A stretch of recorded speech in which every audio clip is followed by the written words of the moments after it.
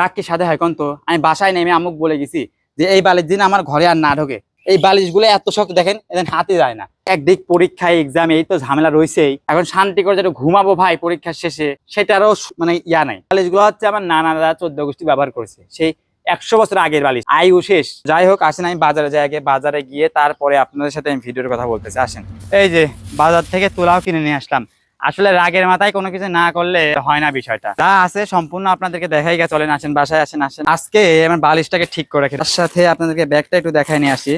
একটা কাজ করতে গেলাম, তার সাথে আরো কাজ বেশি হয়ে গেল। দেখেন আমার ঘরে চাদর শুদ্ধ কিনে নিয়ে আসলাম। কেমন হয়েছে অবশ্যই জানাবেন। এই কালারটা আমার খুবই পছন্দ, মানে 1000 টাকা দিয়ে ঠকছি নাকি জিতছি অবশ্যই কমেন্টে জানাবেন। কাভার নিয়ে আসলাম, এক পলক দেখেই পছন্দ হয়ে গেছে। একটা জিনিস করতে গেলে কতগুলা জিনিস করতে হয়, এখন দেখেন ফমের তুলা আসলে কতটা নরম হয়, আর এর থেকে সেমেলের তুলা কিন্তু বেশি ভালো হয়। বাট এগুলা অনেক দিন যায় না। দেখেন 1 কেজি তুলা, এখানে মনে হয় 1 কেজি আছে তুলা, এখানে প্রায় আছে 2 কেজির মতো তুলা আছে এখানে। আসলে এইগুলো এত সফট, তুলা যে এত সুন্দর হয় আমি বাট আজকে প্রথম দেখলাম। তুলা যে দেখতে পাচ্ছেন, এই যে দেখেন তুলা, আসলে এগুলো একদমই অন্যরকম লাগতেছে। তো দেখেন তুলাগুলা কত সুন্দর সফট তুলা। এই যে দেখেন, প্রথমে আপনারা এরকম ভাবে এগুলো ছিঁড়ে নিবেন। ছিঁড়ে নিলে আমার মনে হয় একটু ভালো হয়, কারণ আলাদা আলাদা হয়ে যায়। এই যে এই দেখি কত বড় বালিশ হয়।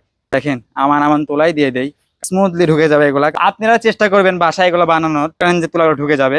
আর এগুলো এই যে বালিশ কিন্তু প্রায় হয়ে যাচ্ছে, আমি ভরতে পারি না। আমি তো এখন দেখতেছি আমি হয়ে গেছি, দেখি অমনি আমার গাও তো পুরো নষ্ট হয়ে গেল।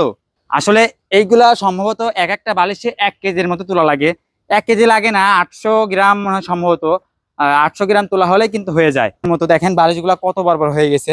ভাই রে ভাই, বউ না থাকলে যা হয়। এখন এখন মেয়েদের কাজ আমাকে করতে হচ্ছে। এই যে বালিশ 2টা কমপ্লিট নিয়ে আসলাম, সেটাও তো একটু দেখার বিষয় আছে আপনাদের।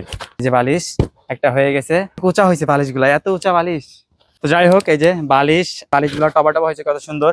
তো এইরকম বালিশ যদি আপনারা বানাইতে চান, তো আপনারাও কিন্তু এইরকম বালিশ বানাতে পারেন, কারণ এই ফর্মগুলো খুবই সুন্দর ফর্ম। আপনাদেরকে পরামর্শ আমি দিতে পারি, যেহেতু আমি নিজে বানালাম এইটা, আপনারাও বানাইতে পারেন এরকম ভাবে। দেখেন বালিশগুলো কত সুন্দর স্মুথলি হয়েছে, মানে হাত দিলেই হাত রাখলেই কিন্তু গলে যাচ্ছে, এরকম অবস্থা। আসলে এই বালিশগুলো খুবই সুন্দর হয়েছে। তো যাই হোক, ভিডিওটা কেমন লাগলো অবশ্যই কমেন্টে জানাবেন। আর ভিডিওটা ভালো লাগলে অবশ্যই শেয়ার দিবেন এবং কমেন্টে জানাবেন যে ভিডিওটা কেমন হলো। আর এই তুলার বালিশগুলো কেমন আপনারাও জানাবেন, কে কে ব্যবহার করেন এই বালিশগুলো। দেখতে পাচ্ছেন কত সুন্দর বালিশগুলো হয়েছে।